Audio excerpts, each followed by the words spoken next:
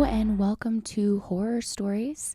My name's Jbae, and unfortunately we do not have Liam with us this week, but we're going to go over everything that's horror and everything that's gore about the nightlife industry. So a couple of things that we're going to cover today is we have obviously some scary facts. The scary facts are actually going to be about serial killers. And then I actually have an email listener send in about, let's see here, it says customer misconduct, free drinks, ? So I'm going to read that email and then answer those questions to the best of my ability. And then for today, we actually have our first guest ever, Big Dan. And he is going to come on and tell us his whole background, his scary stories, and everything. So we're super excited about that. But let's go ahead and get into the creepy facts about serial killers. Number 1, Ed Gein made furniture from human skin and bones. He crafted lampshades, belts, and chairs from body parts dug up from graves and taken from victims. His crimes inspired Psycho Texas Chainsaw Massacre and The Silence of the Lambs. Literally, imagine you buy a house and there's just random lampshades of people's skin in there. Ew. Number 2, Albert Fish mailed a letter to his victim's mother after murdering and eating a young girl. Oh, good. He wrote her mother a detailed graphic letter describing what he did to her daughter and how she tasted.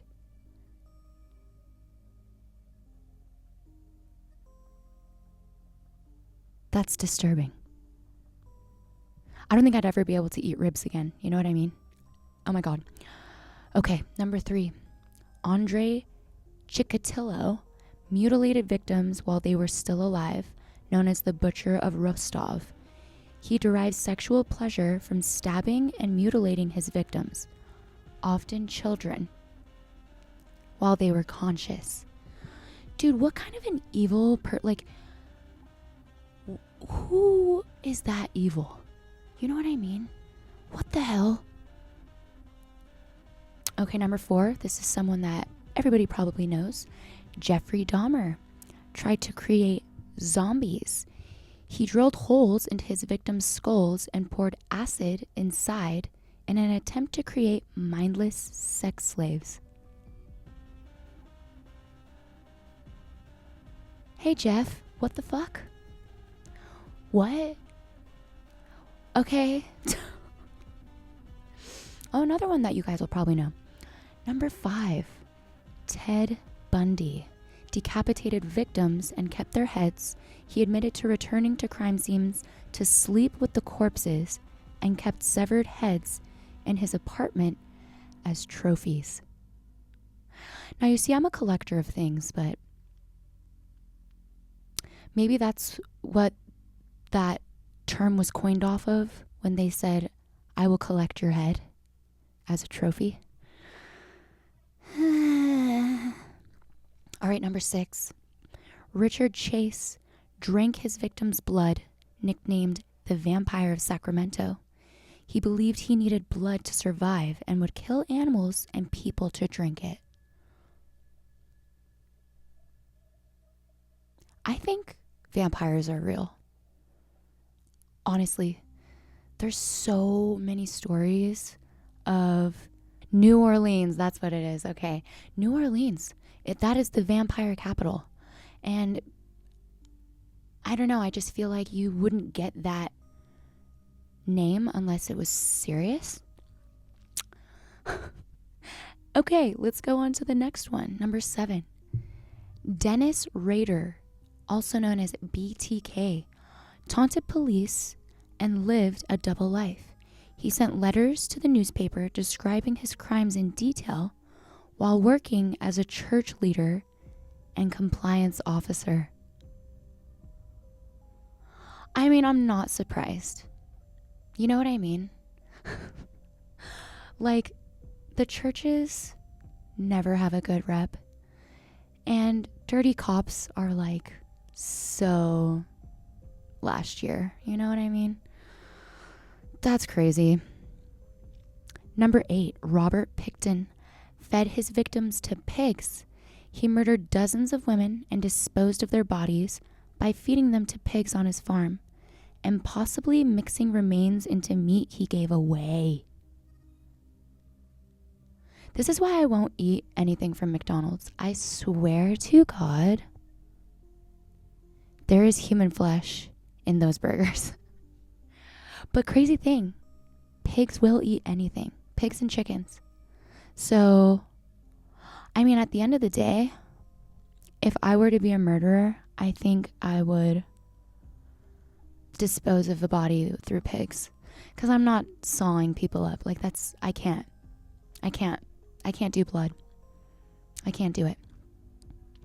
All right, number 9. David Parker Ray made a toy box torture chamber.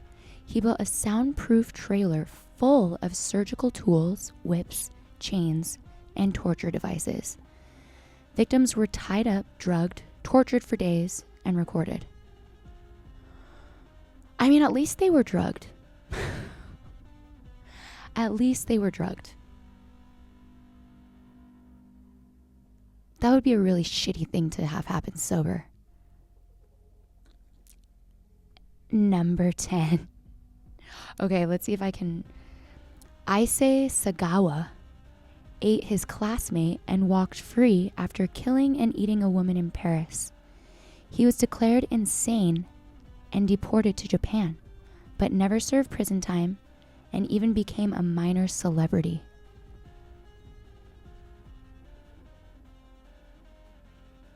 Oh, I think I read that wrong. My cadence was wrong. So he killed a classmate and walked free. After killing and eating a woman in Paris, he was declared insane, and then they sent him to Japan, which is like one of the most calm, no broken laws, everybody's just really sweet in Japan. That's crazy, dude. That is a crazy. Okay, that's it for our facts today. We're going to go ahead and read an email from, let's see. So this is from a girl named Alani.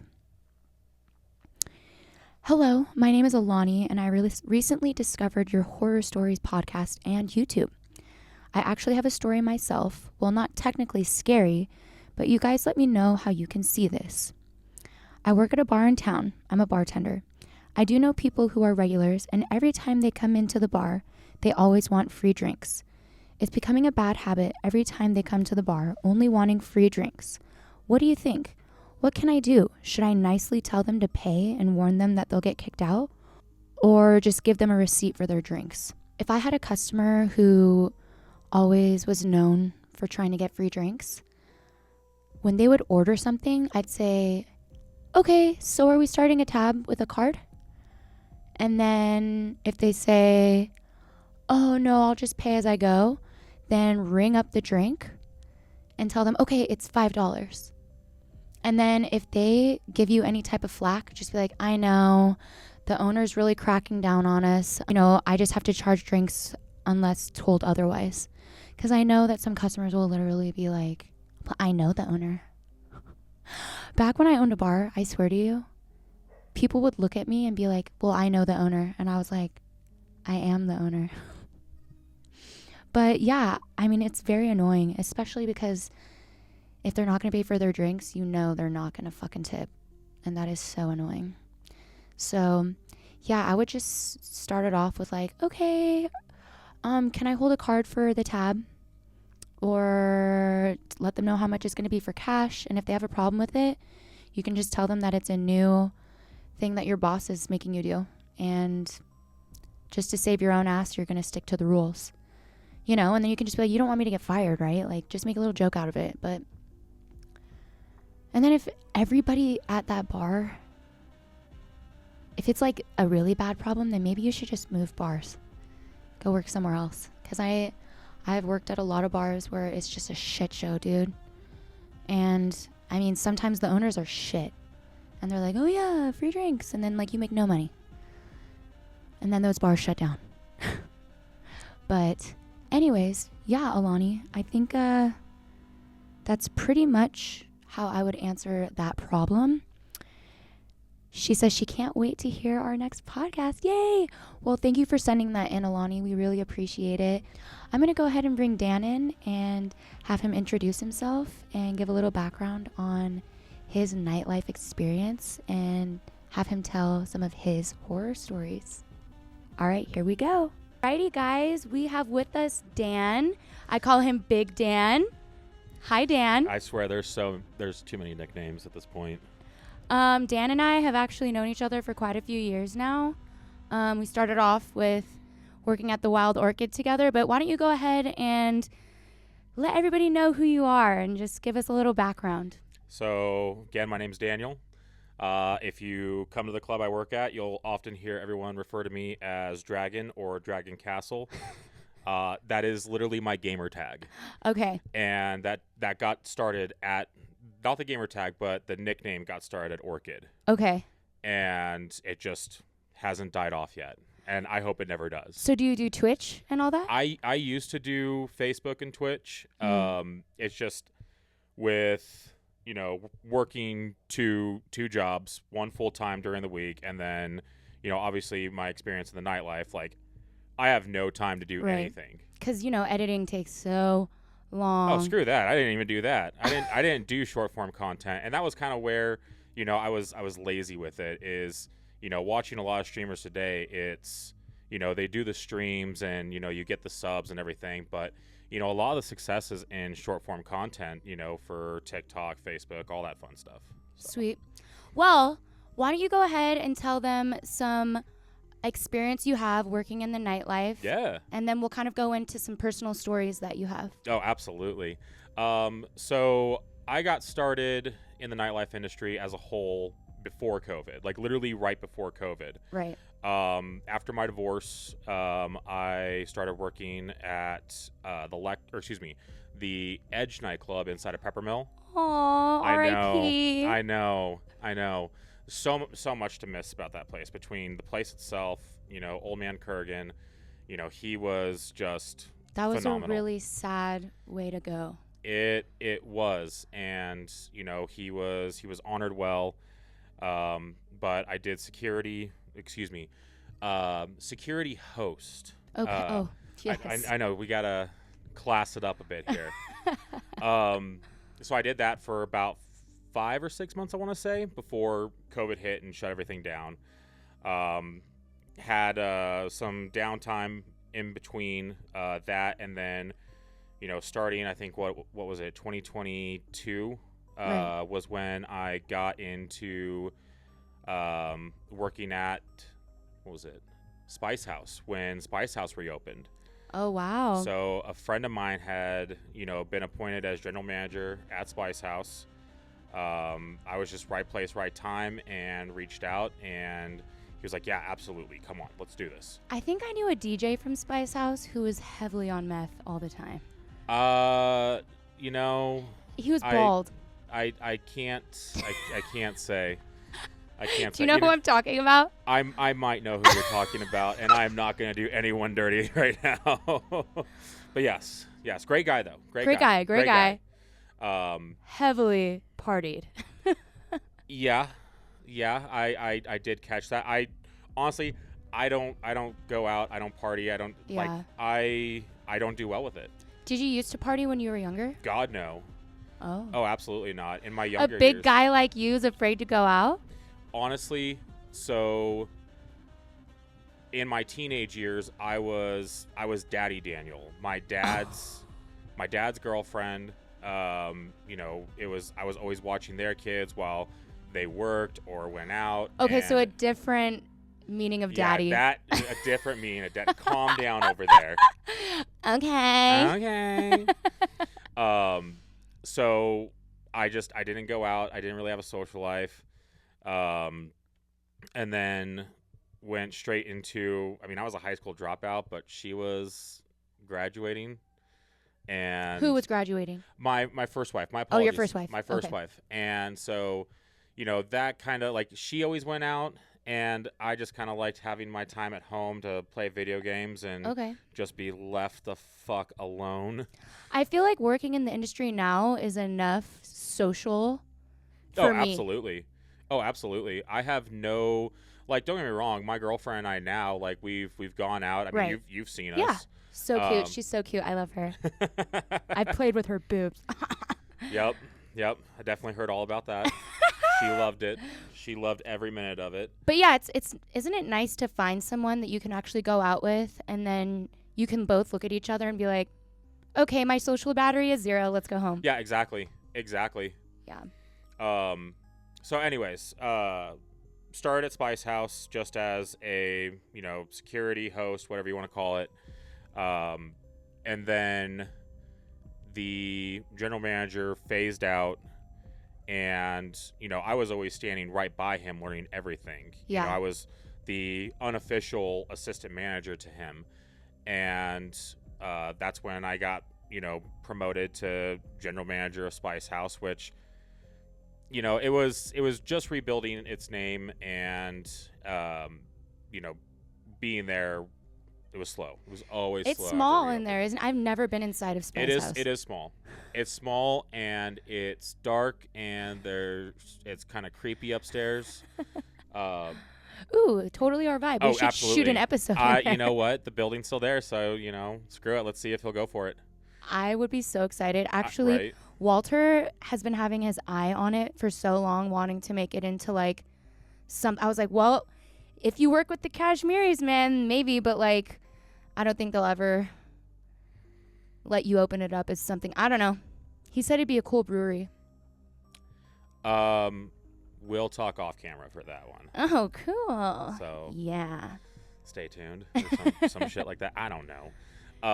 Don't you have a twin that works at Fantasy Girls? So that twin and I actually started together. Well, not started together, but we first got acquainted at Edge. Okay. And that's where the whole twin thing came from, is, we would stand side by side with each other, and, in a dark lit area, you had a hard time telling the two apart. You got closer, and you can see that, Two the big burly tattoo. men. Exactly. You both had red hair. Yeah. Does he have red hair? Yeah. Yeah. Right now his facial hair is a lot more, grown out than mine. I did a reset, and I took too much off from the goatee, and it's like, I kind of regret it, but now I'm kind of like, you know what? I'm okay. Like it's summer. It's growing. Exactly. It's summer. You look great. Thank you. I appreciate that. So do you. Oh my God, thanks. I have no makeup on. You know what? You're still killing it, Jay. Thanks, still baby. Killing it. I've been working on I started an Etsy shop, and I've been working on custom made lettering, which I made a letter for Allie for her birthday. Oh God. So yeah, I mean, hell yeah. I'm always just trying to be in the good graces of the girls who are. I love it. Yeah. I love it. And she's a riot. Like, yeah. She definitely loves all that kind Anal of stuff. Allie, Anal Allie. We can't say that anymore. We cannot. We got in trouble. The DJ would literally announce her name over the mic saying, Anal Allie, please come up to the booth. And then, Senior Kashmiri came in and was like, and which is understandable. Like, Yeah. even though, yes, we work in the nightlife industry, there's a level of professionalism that you still have to maintain. Yeah. But this isn't Spice House. I mean, yeah, pretty much. But you know what? I don't want to trash my beginnings, because I learned a lot Right. from working at Spice House. Right. I transferred that over to working at Fancy Girls. So I'm actually one of a few that have worked at all 3 of the Kashmiri clubs. Okay. So starting at Spice House, then I would go over to Fancy Girls Fridays and Sundays. Which is right across the street. Yeah, right across the street. I almost thought it was pointless. Like, why is there 2 clubs like right across from each other? But I don't ask questions. I mean, if the Spice House was just strictly going to be an 18 and up club, like no drinking. It didn't work. It didn't. It didn't. That's how Why it got. didn't that work? It's really hard to say. I don't think there's a big enough population in Reno. I don't think you have enough interest in Reno for an 18 up for a juice bar. And in Sacramento. Does that mean 18-year-olds can go there, like, to be customers as well? Yes. So juice bar is just the reference that, 18 and over, there's no alcohol. Now, normally, like in California with juice bars, it's full nude. But in Nevada, you couldn't do that. And so it was still just topless only. And or I think is it Reno? Because I know there's full nude in Vegas. That's right. There is one in Vegas. So maybe it's Centerfolds. by the county. Oh, is it? Yeah. Okay. It's probably, Washoe County's probably like, no. Well, Washoe County already has a hard enough time as it is with this industry, so. Washoe County. Mark your days. Just kidding. Understand your audience better, Yeah. They're like, no, you can't have a billboard up that promotes any of your strip clubs. Okay. Well, we're based off of alcohol, sex, drugs, and rock and roll. Like, what the fuck? Like the key ingredients that make this town so great. Right. Exactly. We won't even get into the brothel. We already mentioned last week how shit the brothel was that me and Liam went to. Oh, God, where'd you go? We went to the Mustang Ranch. Oh, seriously? Dude, Bunny is where it's at. Okay. I'm assuming that's one of the ladies? No, Bunny Ranch. Oh, Bunny Ranch. Yeah. I've not been to any of them. Dude, we should all go. Honestly, the girlfriend. Get your girl. She's down. Okay, period. Yes. All right. So then what we'll do is we'll all go and then we'll report back. Yes. Because full secondary interview just on that experience. The cool thing about the Bunny Ranch is they have an entire merchandise area where you can purchase hats and shirts and stuff. And I got this tank top that looked like Subway, but it said Bunny Ranch, eat fresh. Yes. It was so I love cool. Yeah, loved it. But okay, so I do know that you've had a lot of experience with security. That's mainly been your forte. So between managing security, I've basically been the jack off of all trades. Jack off of all trades. Yes. I mean, hell, we're talking about the nightlife industry. Let's just call it what it is. That's true. Don't touch the couches, guys. Don't touch and don't go barefoot on the floors. Yeah. Gosh, all Wait these till we drunk get girls. new carpets. Yeah. Wait till we get new carpets for that. You're going to get a toe infection. Every time I see a dancer walking on the carpet, barefoot, I'm just like, what is wrong with you? Honestly, like I said in the last episode, bitch, keep your shoes on because your feet stink. These bitches' feet stink. And they'll stink worse. Yeah. They'll stink worse after that. Yeah. And it's funny that you bring that up. I don't mean to get, too personal, but I think every guy, fantasizes oh yeah, let me take home a stripper, let me take home a dancer. Always. Until you are the one who has to go into the fucking locker room. I swear, I don't know what you guys do. Not you. Don't You're lump perfect. me into this. You're Yeah, perfect. I know. I don't know what happens where it just smells worse than a fucking college locker room. It is Well, they've got girls cutting hair back there and, flinging panties around everywhere. Jesus. Washing up after a VIP. Oh, yeah. Which is mainly the customer's fault. I mean, don't get me wrong. Because, again, I've done it all. I've been security, worked the front door, had to do pat downs. Nothing is worse than having to pat down somebody that smells like complete garbage. Dude. Because then, you got to go back and wash your own hands and be like, I've rejected a dance because a guy smelled so bad. I think I remember. I think I was there for that. Yeah, that was the other night. This guy, he was like, yeah, let's do a dance. And then he kept putting his arms up. He was the bachelor. Right? Oh. From Grass Valley. Yeah. I'm like, damn, these Poor hippies little are fella. ripe. But he started realizing how much it was going to cost him to do a VIP. And then he just started to casually walk away. I had no intention of trying to stop him. I was going to let him walk away because he smelled so fucking bad. Oh, yeah. It burned my eyebrows off. I definitely feel bad for every time we have a customer that walks through and I've done, the door search, pat him down, and I get a smell on him. I was like, I feel bad for the dancer that talks to him or It's let always alone the get to Indian dance. dudes, man. I swear to God. I wasn't gonna say it. I'll say it. Because everyone is like, oh, look, the straight white man is making racist comments again. Like, no. I'll say it. I'm the gay little bi girl. Indians stink a lot, but not all of them. Not all. Just fresh off the boat ones. Jesus. We're going to hell. But no, it's like, it's rude. Like, this guy, you could smell him through his leather jacket because, you know, they're coined leather jacket, right? He took his jacket off. I swear to God, I could taste how bad he smelled. Oh, I hate when the smell just hits your lips and you're just like, It's bad. ugh. It is bad. Yeah, It's fucking god awful. it's bad. Soap and But water. yeah, I mean, I was working at the Peppermint Hippo, and and this is back when I was managing, and I mean, I've seen a girl straight up take a shit and then go out and rub her ass all over a guy's face. So it's like, it's bad. Pink eye's real. Some people are into it. Yeah. Some people are into it. It's so fucking weird being exposed, because I was just a nice wholesome Christian boy from Northern California, and then I got corrupted by this world, mostly because my father was a degenerate as well. R.I.P. Love you. R.I.P. baby. But I can't understand some of the shit that people are into. It's so weird. It's so weird. I just found out that there's a fetish on Pornhub that guys pee in girls' mouths. I didn't know that was a thing. Okay, golden showers are one thing. Like, because you wash it off. Literally, I thought people were lying.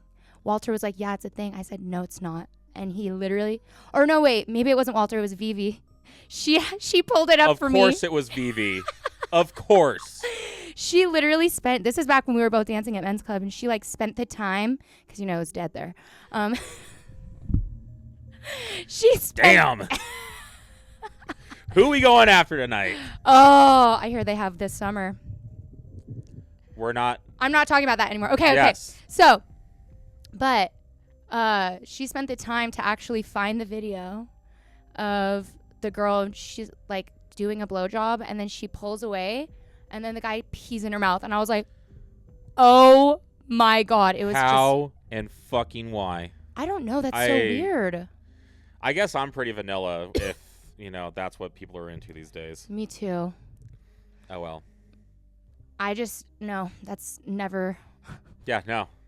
The thought has never crossed my mind to be like, hey, you want me to piss in your mouth? Like, how do you even fucking bring that up? Like, just saying it just makes me like, ugh. Hey, girl. I go pee pee. I think that's I think that's worse. I think that's fucking worse. Like, hey, you want me to just like pee in your mouth? Like, I don't even know how you would come like that. Isn't even a topic of conversation where I'm like, let me just piss in your mouth, girl. No. Now, ew. What is squirting? Okay. But that's like a male achievement. Okay? I think every guy, like, yes, I think every guy knows like what it really is, but at the same time it's like the achievement of like, yeah, I made that happen. Right. Anyways, moving on from this little topic. So, when I owned a bar, I actually was going to try to hire Dan on to be my lead security. Oh, wait, hang on. There was somebody in front of me, and then he dropped out, and then I was a complete asshole, and Jay and I, we went through this like moment of silence because I was embarrassed. I was embarrassed to say anything. I was scared to say anything and let somebody down. And I know Jay was like just pissed off and disappointed. But you wanted to get out of the nightlife industry, and you were going to go start your big boy job, right? Well, or were they just stringing you on? So I did get my big boy job. Well, yeah, I did get my big boy job. I got my day job. Right. But it was a different one that I was going after. And then there was also the need for me to, so let's face it, we live in Nevada. Right. Part of the reason why, actually the main reason why with my second marriage, that things didn't work out is because You've been married twice? I have been married twice. Oh, you little slut. I know, I'm such a dirty, dirty whore. I was gambling. Oh. I was gambling, and I wasn't like, she knew about some of it, but she didn't know about all of it. And it started very innocently, but then like I was going from doing it socially with a friend of mine that I used to work with to going by myself. See, and that's then when it's and then going during my lunch breaks.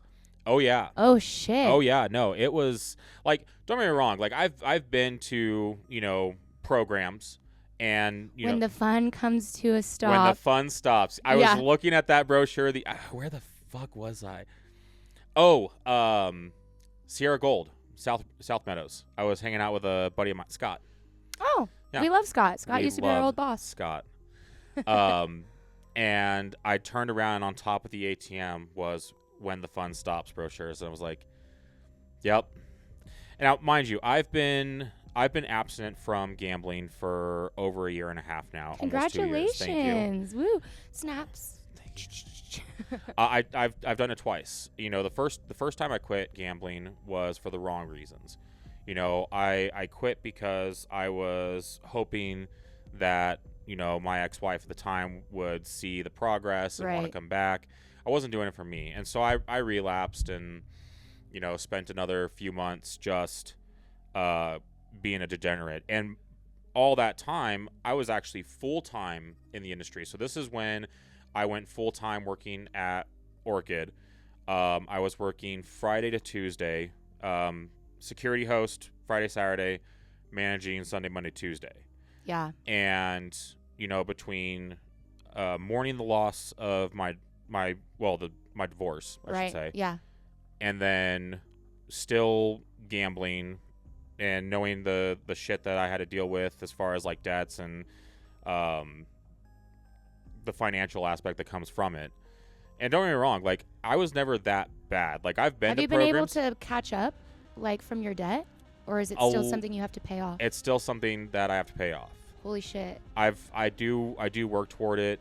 I'll be honest, like I've been really shit about working toward it. Yeah. It's something that I've actually been in self-reflection about. Like, okay, I need to figure this out. Like, yeah. I need it. Like, I've got a great relationship, and I want to make sure that that's taken care of, because I don't want this shit to hang over my head or her head. Yeah.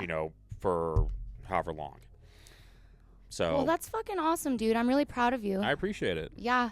I mean, we're both on our journeys of our addictions. So I think I'm at 122 days sober from alcohol. Yes. Yeah. Woo! And it's like every single time, like you said, when you try to get sober from an addiction, if you're not doing it for yourself, it's not gonna work, man. Oh yeah.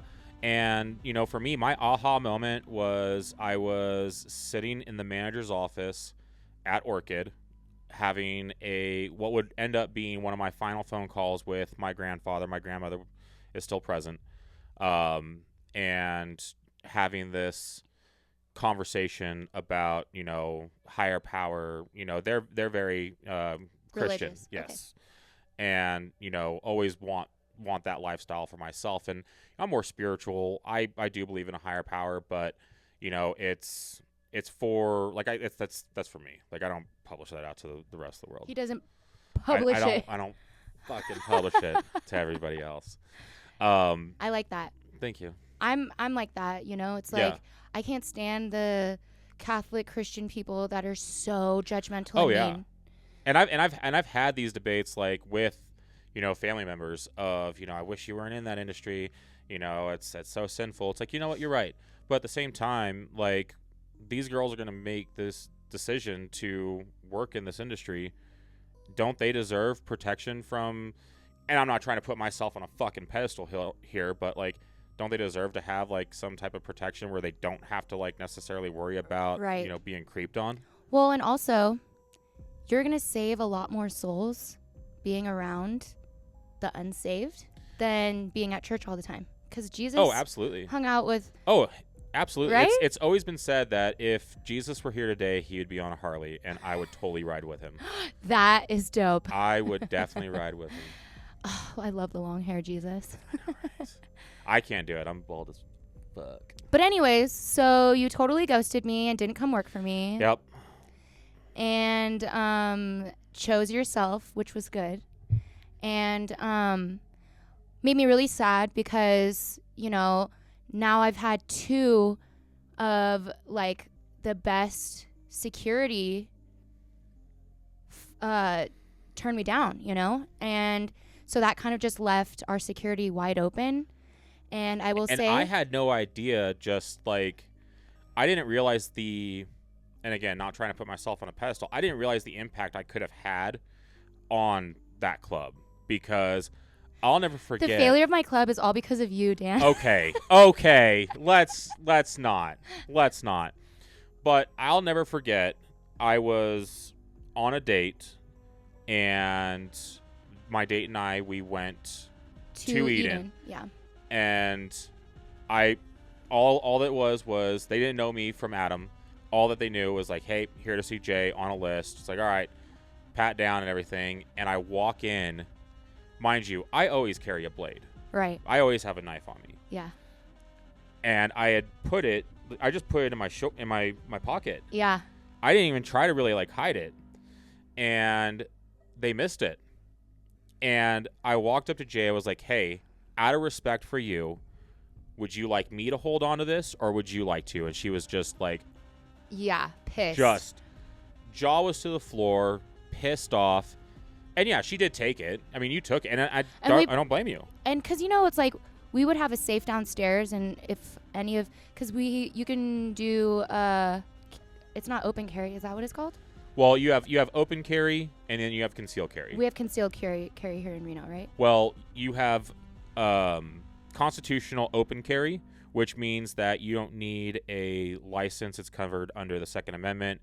You can open carry without a permit. Now, with concealed carry in Nevada, with your CCW, you do have to attend a course and go through an actual shooting trial. It's, you know, putting so many bullets through a certain size target at different distances. And that's how you get your CCW. Well, first you take the class and do the training.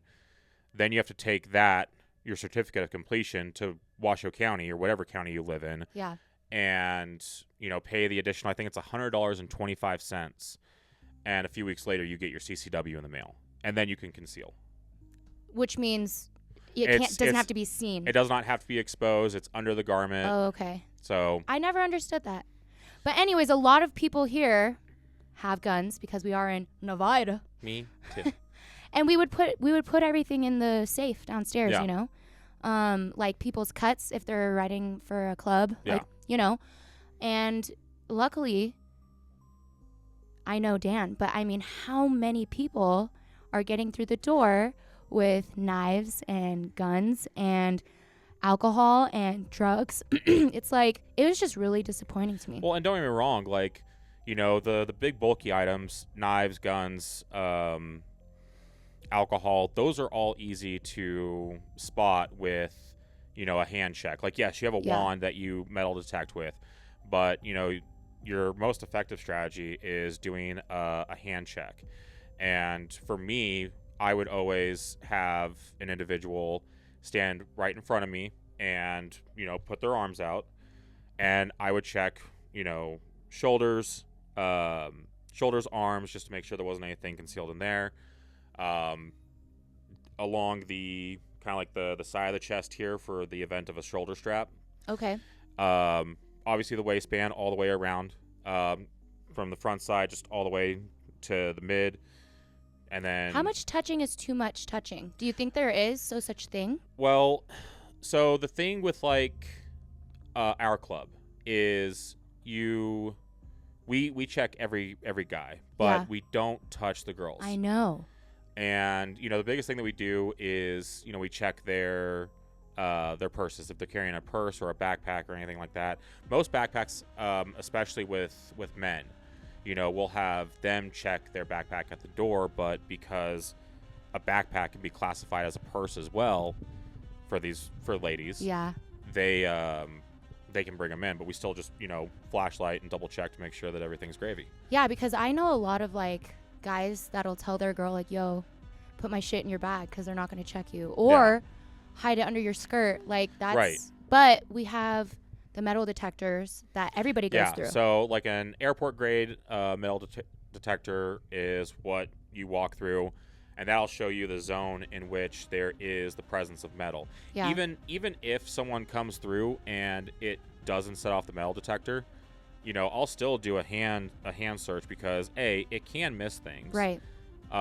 B, it will conceal plastic, and a lot of these like vodka bottles or alcohol bottles that can be concealed. You're still trying to feel around those, and even though it's not illegal to have alcohol, you're fucking us over because now you're taking away from our bar sales. I can't you dirty bastards. How many people would bring in those little shots to eat in and then flush them down the toilet, the bottle down the toilet. We had to replace the toilets numerous times. Isn't that fucked up? Oh, that's fucked up. So in the event that like a beeper would go off for a lady, would you just have like the lead female bartender do a search or what? Honestly, no. It creates too many issues. Especially when you have a female accompanied by a male companion. You've got the jealousy and everything, or whatever you want to call it. They get all super defensive, regardless if it's a guy or a girl that's making physical contact. So then you just turn them away? We don't turn them away. We let them in. Damn. Honestly, though, you can gauge a lot. A lot of women will wear, very tight clothes. Yeah. And, you're definitely doing, if you're good at what you do, you're doing a survey and seeing, like, okay, what's printing on their clothes? Right. Do I have to be worried about something? Obviously with like a knife, you'll definitely see the clip on the side of them. So it's like, hey, you can't, walk it back. You can't have that in here. Check it in with the front door and you'll get it back later. Right. And then if you forget about it, then I get to go rummaging through the collection. Dude, there's always a collection. I have found, well, a former colleague of mine at Orchid found a beautiful out the front automatic knife. That knife probably costs about $400. I have one, and mine was $500. Oh, of course, his was more expensive. Well, okay. I also went with the newer model. Oh, okay. It is beautiful in gold because I'm a nerd and I have to do everything like themed to something. Hit of the dragon cathode flare. Jesus Christ. Okay, let's not get that far ahead of ourselves. But yeah, just there's a lot of simple things to do especially the front door is your front line of defense. If that's weak, everything else is weak. Absolutely. Oh my God, I could not agree with that more. It all starts with your security. Oh yeah. You definitely have to have someone who knows what they're doing at the door. And, luckily the guys that we have now working the front door, I mean, our main guy, he's fucking terrific. Rod? Oh yeah. I love Rod. Rod's great. He's so funny. Oh yeah. He's like starting to warm up now, and he's like saying jokes. It's funny because like so being on Facebook, like you'll see, people you may know, and I've seen him come up on people you may know. Every fucking profile picture, he at least has his shirt lifted up showing his abs. I'm just like, dude, like good for you, but tone it down a notch. He's a sexy chocolate man. I'm not my forte. Last night when he was walking me out to the car, we were saying something about twerking, and he was like, yeah, I just start twerking. It's an anxious habit. Oh, I mean, I wish I could say I was surprised, but I'm really not. He's like, it's a nervous tick. He's got honestly, he's got such a like introvertedly extroverted like personality. I love it. Like he comes off closed off, but then you start talking to him. Mm-hmm. Fucking hilarious. Perfect laugh. Oh yeah. Oh yeah. Just that deep tone, like like you did. I can't even do it. I know. I don't want like I can do some impressions, but I can't do that one. Well, I will say, when I worked at men's club. They didn't check, wand, anything. And No. I've been in a dance where a gun literally fell out of a guy's pocket. No. I'm not even joking. I'm like, why don't they search? They pride themselves on being the like most classiest club, which they pretty much are. They are. In my opinion, But it's elegant in there. it is. But like they just have the door girl at the front. Mhm. And what's stopping anybody from literally bringing anything they want in?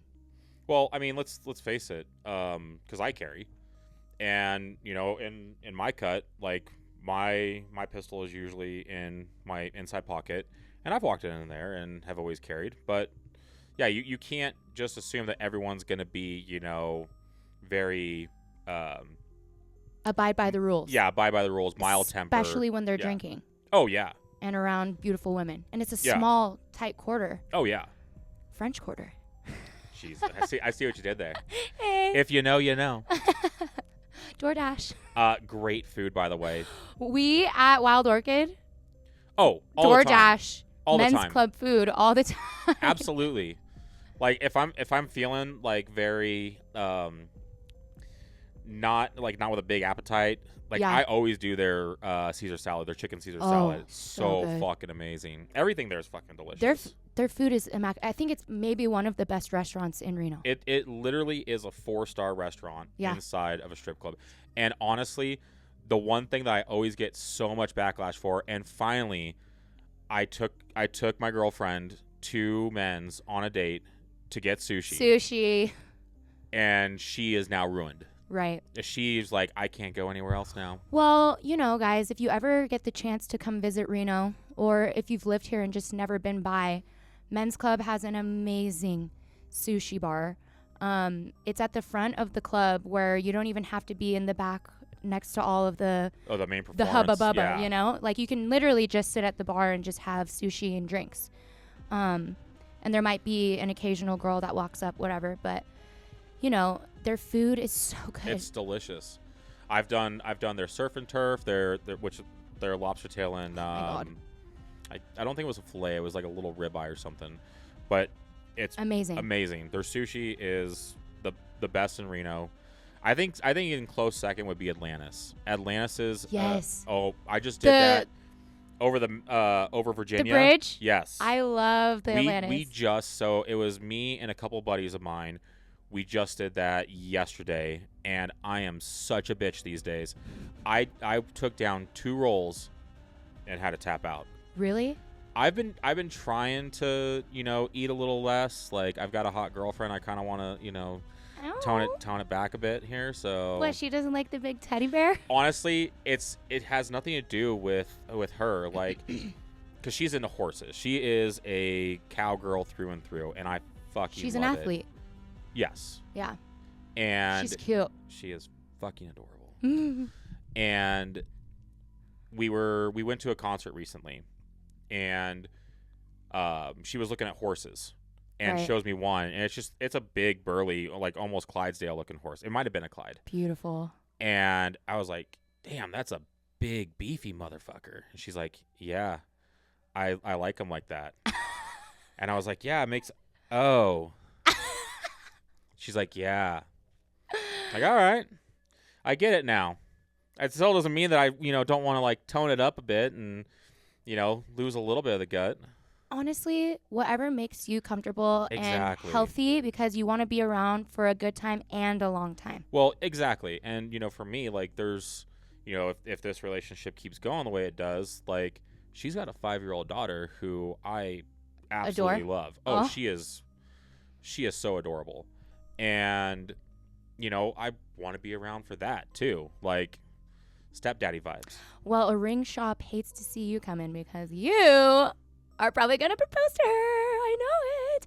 But we're going to take our time. Oh, absolutely. I love how we say we. I've done the rush. I've done the rush before, and, you know, look where it got me. I've been with Daniel, like, we've been great friends for so long. And I actually a lot of bullshit. knew him through a lot of stuff, you know, and he was close with my ex who actually passed away, and we've just helped each other through a lot. Oh, absolutely. You know? Absolutely. It's funny. So speaking of him, I have, so at home on my dresser nightstand type of thing are my father's ashes. Mm-hmm. Sitting on top of my father's ashes is the last. It was a letter that he wrote That he to put me. on your bike. He put on my bike. He had a penny, a sticker, and a little army figure, and it was like it was so cool. I loved it. It's like morbid and creepy, but also really beautiful. Well, I'm because you read morbid. it after he passed away, didn't you? I did. Oh my gosh, dude! It's I so did. sad.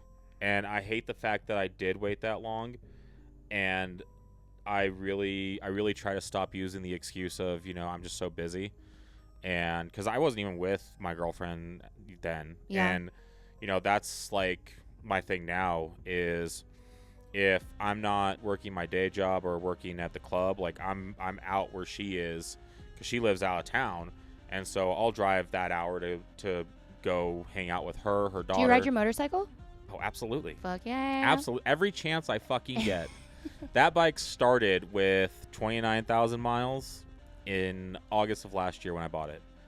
It now has 39,000 miles, and I don't care what the weather is. I mean, Yeah. no snow. No snow. Fuck that. Like, I'm not trying to die. Right. But yeah, I'll ride my bike. In the rain? I've done it. Today? Did you? Well, yeah. I mean, today Not was today. rainy. I had worked, and then I played video games, and then I got ready to do this. You know what I love about being friends with and dating guys that ride motorcycles is God. I knew when you got here. I Yes! heard you. I was like, oh, Dan's here. Yep. That makes sense why, like, I looked at my phone, I was like, no new messages. Then I looked at my phone, I was like, oh, I got a new text message. It's Yeah. Jay. Yep. It's like, hey, just come in the back. Yeah, just come in the back. But, okay, so, I actually want you to tell a couple of your horror stories Oh, God. of being in the nightlife as a security guard. As a security host. Security host, thank you. Put some fucking respect on it. I mean, I can't sit here and say that I've seen it all. I've seen a lot, but, Yeah. There's definitely other people in my line of work that have seen more. But Right. the shit that I have seen, so, for example, I think last year I saw 2 dead bodies.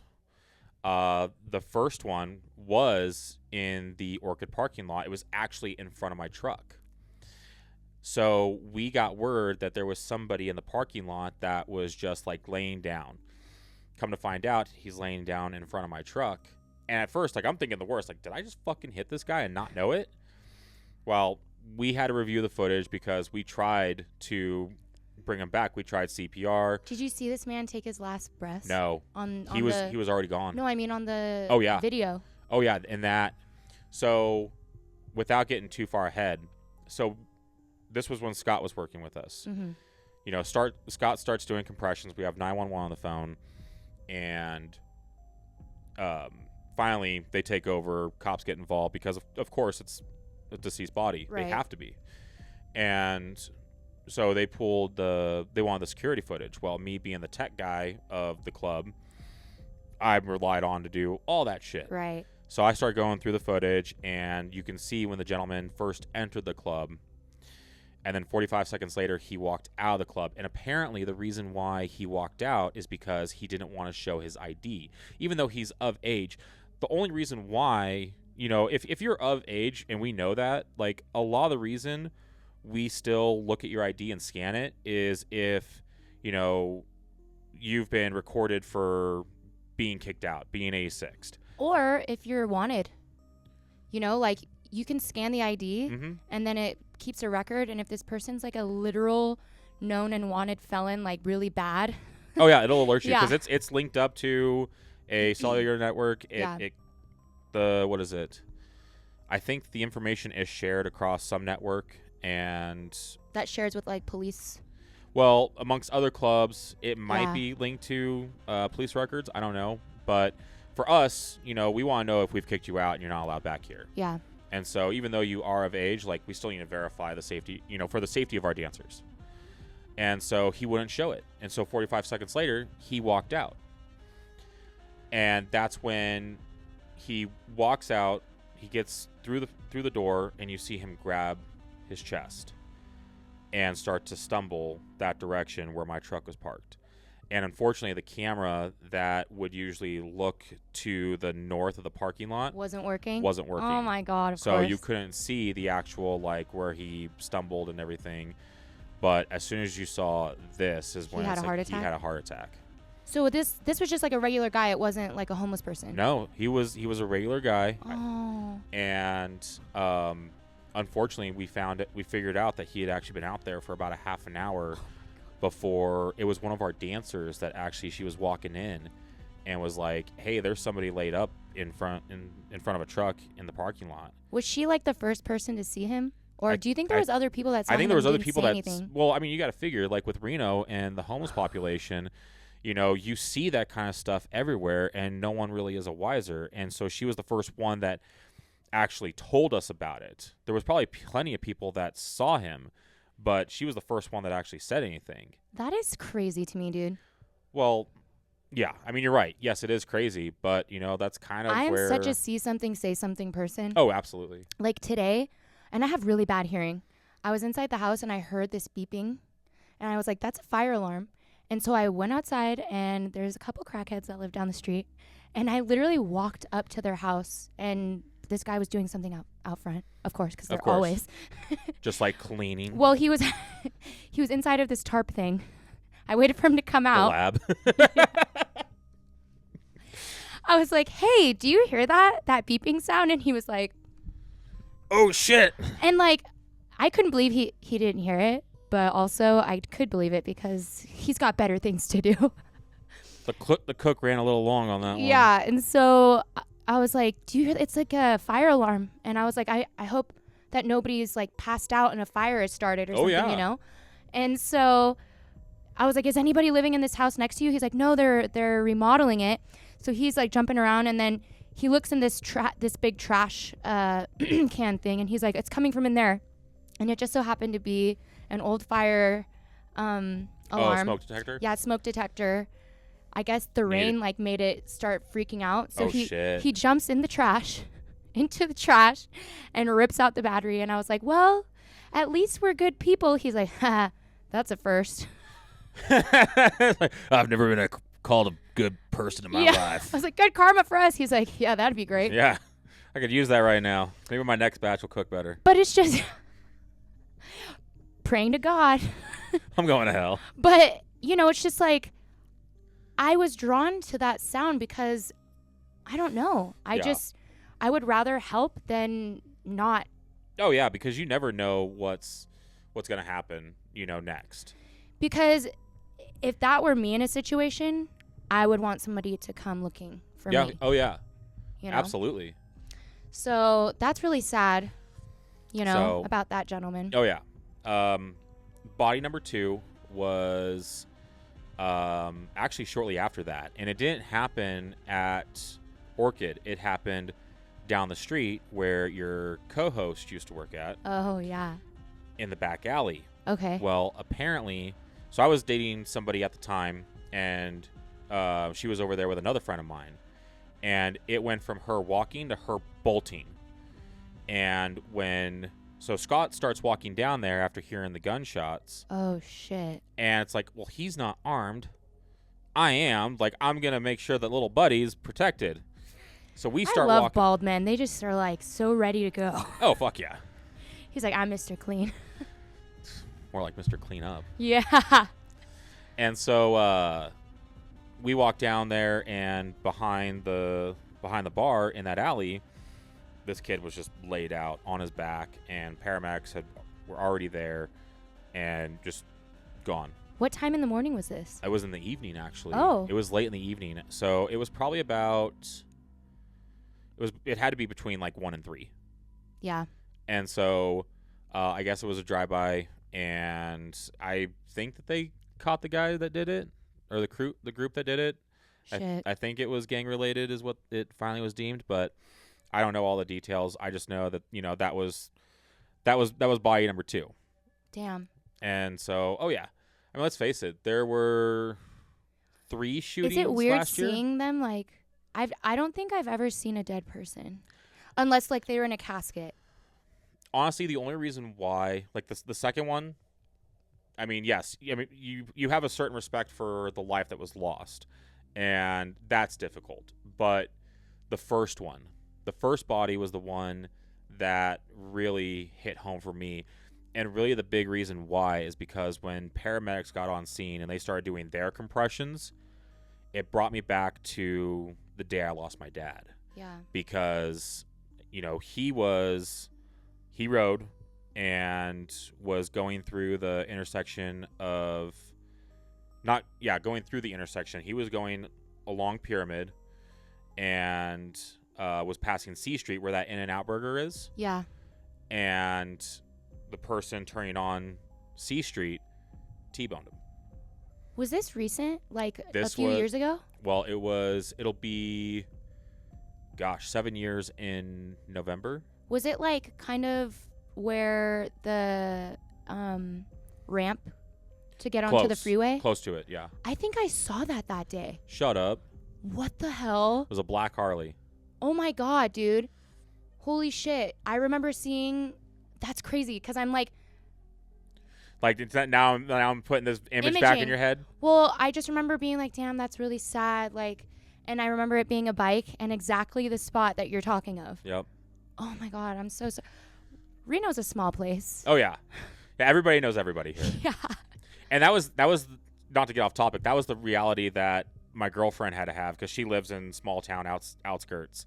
Right. And coming in. Your current one. Yes. Yeah. And her coming into Reno and us going out and the amount of people that I shook hands with and said hi to, she's like, we can't go anywhere without you knowing somebody. I was like, it's like that. It's like that. It's Reno famous. Yeah, exactly. I'm Reno famous. And, but, so yeah, he got T-boned, was rushed to the hospital, and then they did surgery that Friday. Saturday, they kept him sedated. Sunday, they went to do post-op and take all the gauze and shit out of him, and he didn't make it out of that. Well, he had so a year before that, he actually had open heart surgery, and so his shit was already weak. Was he conscious at all from the wreck? He was conscious. When I got to the hospital that Friday night, he was conscious. So you got to at least talk to him and... Yeah. Yeah. That was the hardest part, was knowing that my dad kind of suffered. Yeah. On Sunday, though, was when I got the phone call from the nurse originally. Like, hey, if you can, get down here and, just come check on your dad. And then it's like, okay, well, I'll head over there then. And then, not even 10 minutes later, I get a phone call from the doctor. And it's the tone was different. You need to get your fucking ass over here now because you need to say your goodbyes. Fuck, dude. And so when I got there, they were doing compressions. And so when they were doing compressions on the gentleman in front of my truck at the club, it brought me back to that moment. And I was a little fucked up. Yeah. Even one of our regulars looked at me. He's like, you okay? I was like, not really, but I will be because that's how I got to be. I got to be okay. Don't you love being consoled by a regular? Yes. Because this regular is fucking awesome. He will literally come up to me if he sees me and he's gonna go across the street to the mini mart. I know who you're talking about. Yeah, you do. Hey, I love him too. Yes. Hey, you need anything? And the one time I was like, give me a NOS. Give me an energy drink. And so he brings it back and is like, hey, how much do I? He's like, fuck that. I got you. I love that. I know. I love a good regular. We love good regulars. We love, I know dancers do, but the staff also loves it too. Absolutely. Because it's one less person you got to fucking worry about. Honestly, when I owned Eden, it got to a point where the security was so bad that regulars would literally jump in and help security. And that's fucking terrible. I know. That's fucking terrible. But at the same time, I think our regulars would help out too if there was a situation. Oh, absolutely. There's plenty of regulars that we have that I'm really acquainted with, especially ones that, Rob, he would totally. Oh, absolutely. In a heartbeat. Yeah. He's actually been there when. I think Rob's there more than you now. Yeah, probably. Good. For good reasons. Good. Yes. And but yeah, there's plenty of people that would jump in, but the fact that you have to have people jump in, Yeah, that's like it's a that's where the problem. necessity. Because I remember when I started at Orchid and we had a big fight that broke out. And it was me and a colleague, and words were exchanged between part of the group that we were kicking out that was still at the bar and my colleague. And then that turned into a physical altercation. Where the champagne is at the front door, it used to be something else that was there. That got fucking demolished. And, it went from being Big men break thing. It went from being a 2-on-2 to a 2-on-4, then 2-on-6. And my colleague and I are just like, can someone fucking help us here? Yeah. And, for me, the hard part about that altercation was I'm trying to pull somebody off of my colleague. And then someone's jumping on your back. No. Oh. What I didn't know is the gentleman who I was trying to lift off of him had been behind bars for a while. Oh, good. And he was definitely working on his physique. I'm not used to when I'm trying to... Well, what else are you going to do? Right. I'm not used to when I'm trying to pick somebody up. Like, I'll pick him up. But he started bringing me back down. I was like, fuck this. He was a full muscle. Oh, he was... That was one pissed off pit bull of a man. And, but I remember that there would be fights that would happen. And now we've gone from as many fights to a lot of de-escalation. That's huge. It's like you don't want to get physical with people. You need to train your security to de-escalate. And then having the proper protocols for when they do have to touch a customer in the way of getting them out the door. Well, the two biggest things that we try to implement is, yes, de-escalation. Verbally talking down the situation. And it works. We have a lot of success with that. Honestly, it's one of my biggest strengths is being able to verbally de-escalate. A gentle giant. A gentle giant. Just don't piss me off. But then if an altercation does take place, the protocol is that you kick out one group, because there have been situations where they've kicked out both groups. And then they fight in the parking lot. And you have gunshots and bodies that are in the parking lot. Like, that has happened. Not while I was there, but that was the thing. And so the protocol is you separate the groups. I think whoever pissed me off more is the one that's getting kicked out. Yeah, pretty much. Yeah. We had one recently where, we actually called in RPD, not because, the altercation was getting too far out of hand, but just to, we wanted to get everybody out of there because of how big the situation escalated. And it took over the entire upstairs VIP area. And so we called just to kind of help, deter and get people to go their separate ways, and have that presence. And RPD was great for that. Like, they came in and helped us out, and we love that. We love that respect. That's a big thing that my business partners were not all about, was getting RPD involved, because there's like this point system with the city where however many times the police have to come to your establishment, whether you called or someone else called, it like goes against you negatively. But I was like, I don't give a fuck if they know that you're calling because you want help. I feel like the city is going to know that. Honestly, that's not something that I'm aware of, but now that you bring it up, I do kind of want to like look into it further. Like, I love to research shit. And so that's something that I definitely want to take a look into and see like what is, because when Fusion lost its licensing, yeah, that's what we were told, was that really? There was too many phone calls. Now, RPD. Now, I thought the other thing too was the too many phone calls within a certain period of time that the establishment was open. Not like for the day, but like that they've been in business for. If you're constantly a problem, then yeah, they are going to intervene and say, fuck you. Right. But, with our establishment at Orchid being as, old and like part of the fabric at this point. Yeah. The black sheep fabric, but still the fabric. Yeah. Um, you know, they kind of they're cool. And honestly, like I've dealt with RPD as, both being, a host, but also, being a manager. I've had situations where I've had to have RPD get involved, and And you have to be they're fucking great. Honestly, they are. Like, RPD's pretty cool. I hear it's Sparks that kind of sucks.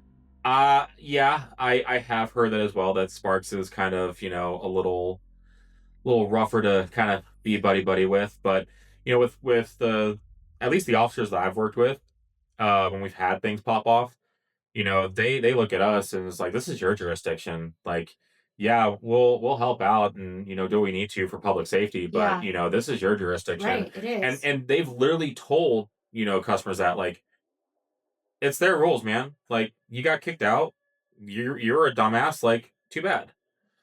Like, you shouldn't have started shit. I think they can't really do anything until literally you like tell them you want them trespassed, Um, right? well, we didn't even have them trespass at the last altercation. They were just there to kind of, in case something happened. Yeah. I'd rather have them there. Absolutely. I'm like, I don't have a problem with the police. I don't really. I mean, there's plenty of times I should have been in jail. Yeah. I'm sure. Yeah. But Been there, done that. it's like I don't rub people the wrong way. I'm not gonna yell at a cop. Like, just know the room, like read the room. But either way, being a business owner, working in nightlife, I personally think that the cops are there to help. Especially, when my car got stolen. They helped out a lot when I was at Liam's bar. Oh my god. Yeah.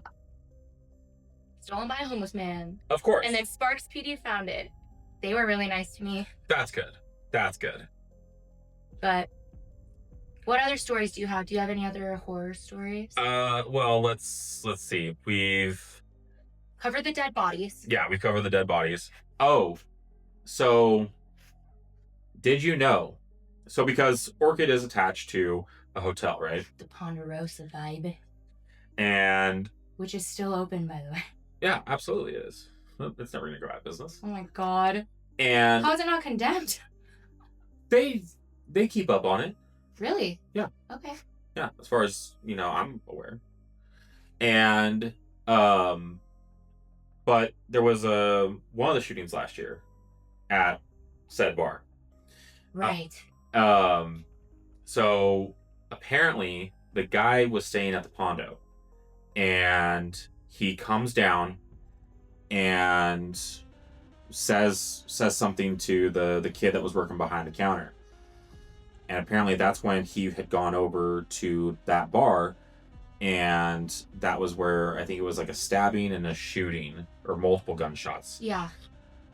Well, then guy came back and was like limping, and you could tell that he was just hurt. Right. And he looked at the kid behind the counter again. You never fucking saw me. So the first thing that he does is, I just saw this guy. It's like, hey Daniel,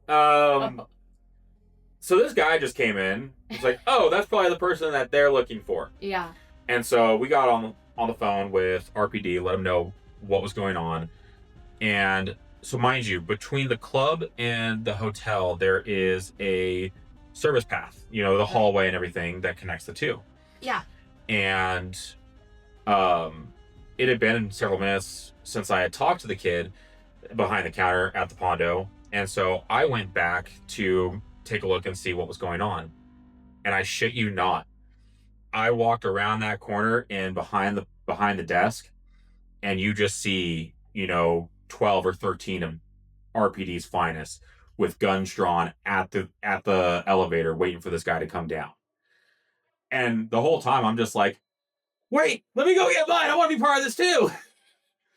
And so they, the guy came down. I don't think there was much resistance, but came down, put him in cuffs, took him away. I don't know what happened to him after that, but just walking into that standoff, that was fucking epic. Dude, I thought this was that time when our door girl got the shit beat out of her.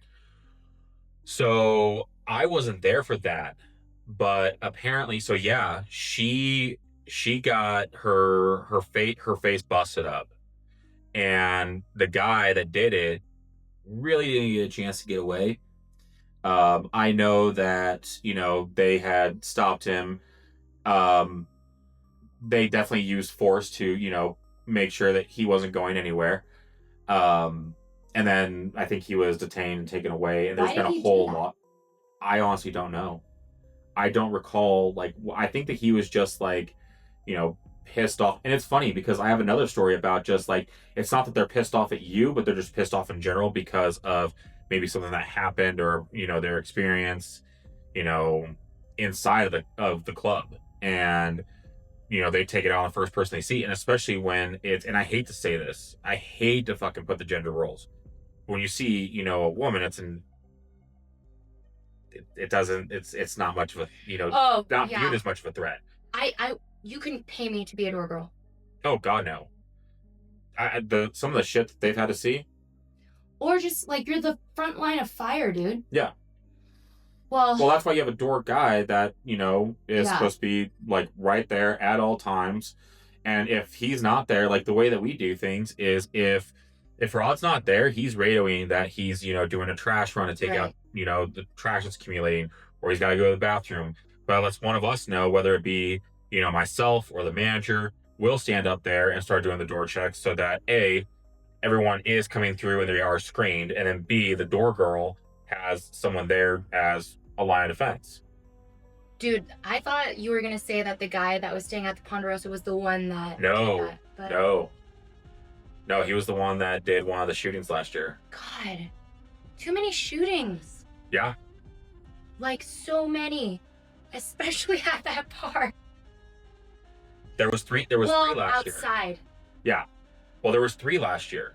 I think there was 2 that took place inside, 1 that took place outside, and 2 that took place outside, 1 that took place outside and inside. Shit. And yeah, I don't get it. I don't fucking get it. But it's the whole reason why I carry my shit. Yeah. Is because like if something has walked over our way and was staying upstairs, when's it gonna walk through our front door? Right. And I'm sorry, but there is a saying in the Second Amendment community: I'd rather have it and not need it than need it and not have it. Right. Dude, that like brings me back to a time where there was a bunch of these Jamaican guys in Reno, because we have this program where all the hotels bring people from other countries. I didn't know that. They bring people from other countries to work for them. It's called like the J1 program.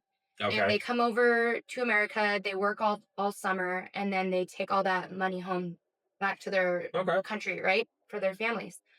And apparently the girl who owned my bar before me was trying to kick these guys out for smoking weed or something, and they took a knife out and filleted her whole arm. Holy shit. Filleted it bad. And then they left, came to the Peppermint Hippo, and got dances with numerous amounts of my girls.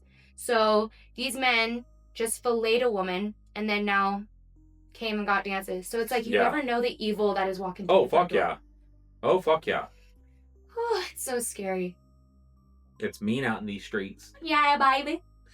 But yeah, that was that. But, going back to the whole thing of, having, a customer having a bad experience, being pissed off, and then taking it out on somebody or something else.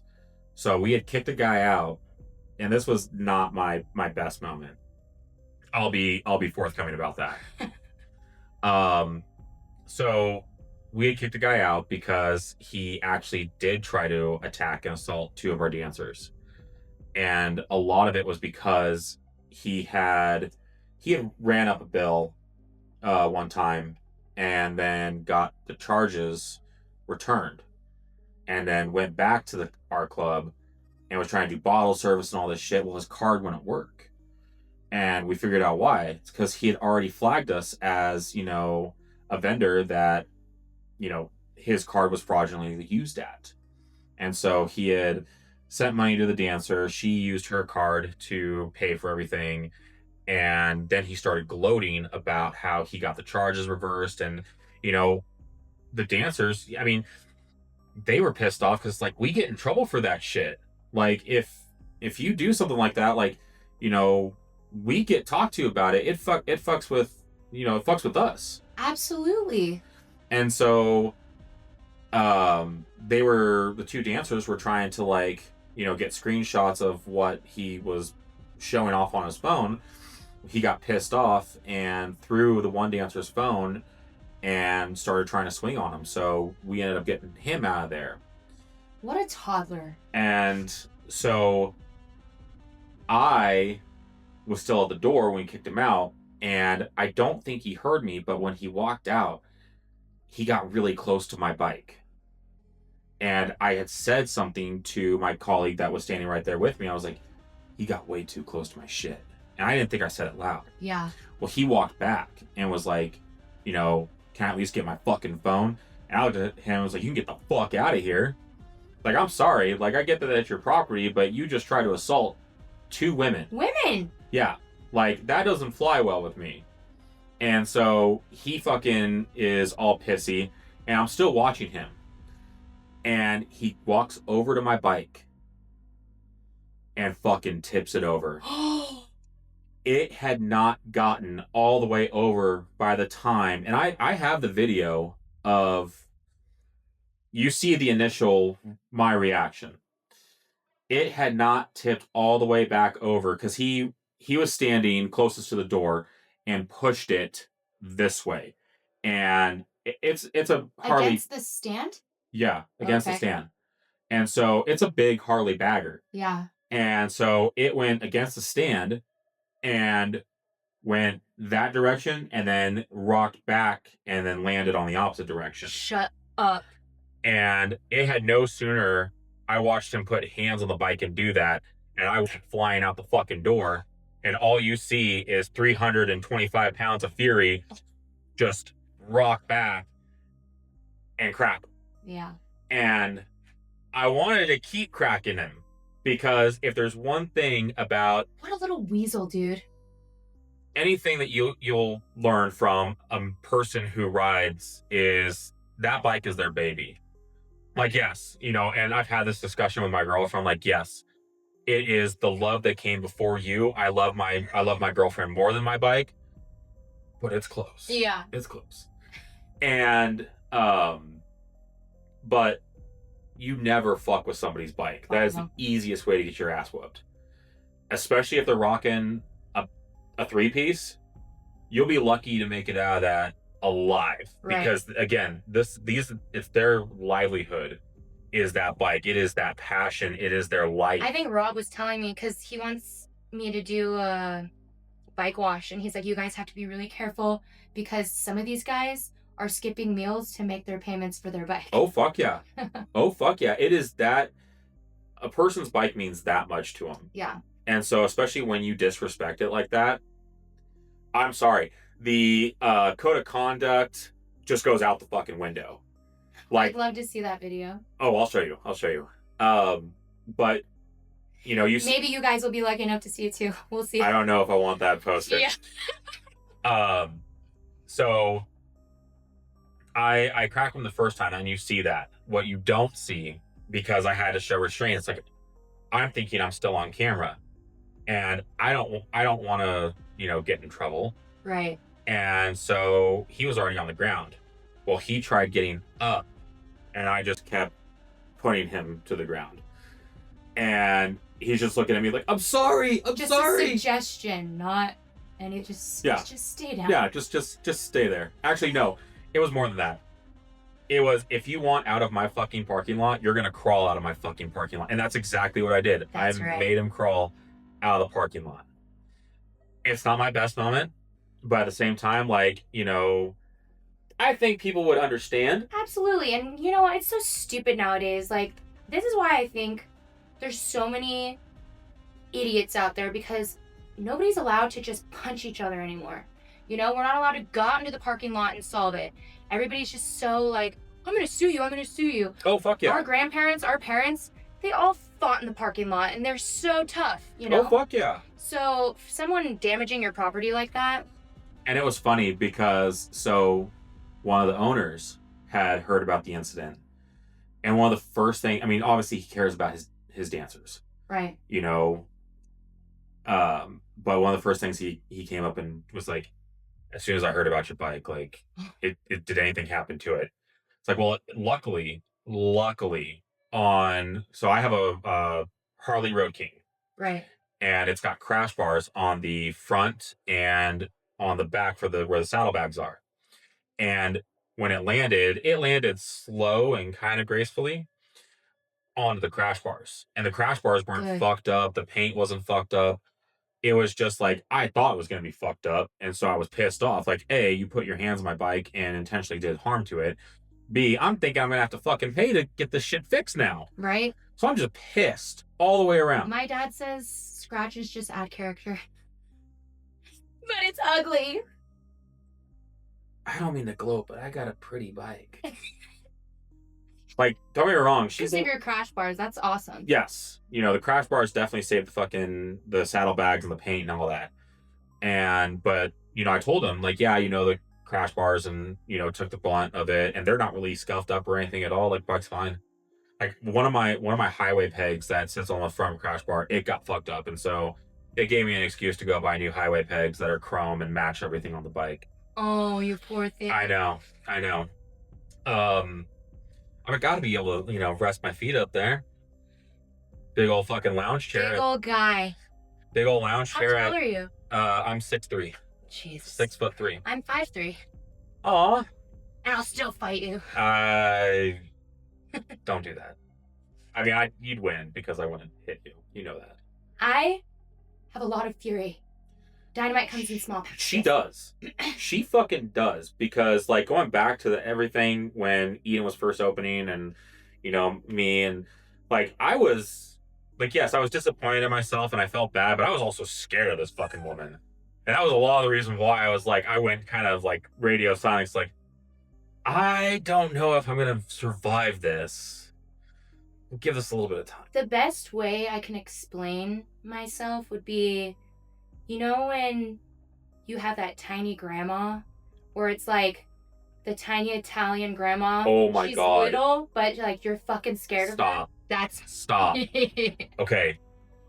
So growing up, my little 4'11" great grandmother from Italy, who, mind you, grew up in Chicago. Okay. So and she's a G unit. Yes. Was also helping, like, had to hide in the walls of I think it was a restaurant, and they were also bottling some of Capone's booze. That's hot. Right? Like, those are the stories I grew up with. But this little 4'something Italian woman was the strength of the family. Yeah. And you did not cross her. You see, it's not about the size. I love my grandma. Well, she's gone now, but, you know, she's probably still yelling at you from the grave. Oh, absolutely. If she's probably up there with my dad, just like, I mean, he's doing all right, but like, he could, like, what the fuck? You can always do better. The fuck is wrong with that kid? Well, I think that's pretty much all we have for today, you guys. Is there anything else you want to add? Come in and say hi. Yeah, come in and say hi to us at the Wild Orchid. Ooh. But be respectful to your security hosts. And your dancers, especially your dancers. Especially. And guys, please send in your stories. I need stories. We had Dan come on. This is our first guest. I've been so excited, like, because you've talked about wanting to do a podcast for so long, like. And as soon as I saw this come up, I was kind of like pissed. It's like, and you didn't fucking tell me about it? It was so like last minute. I was like, you know what? I'm just going to fucking do it. Yeah. And, you know, I was mad at some people. So I was like, you know what? I'm just going to do it. Yeah. But I wonder who that was. I don't know. I don't know anybody anymore. I don't know either. But anyways, guys, please like, subscribe, follow us on Instagram. We'll go ahead and put all of Dan's handles on there, whatever he wants to share. I am Dragon Castle on Instagram. He is Dragon Castle. Damn right. And every Wednesday we'll be posting a video. So thank you so much, guys. Stay hoary, stay gory. I will catch you next time. Later.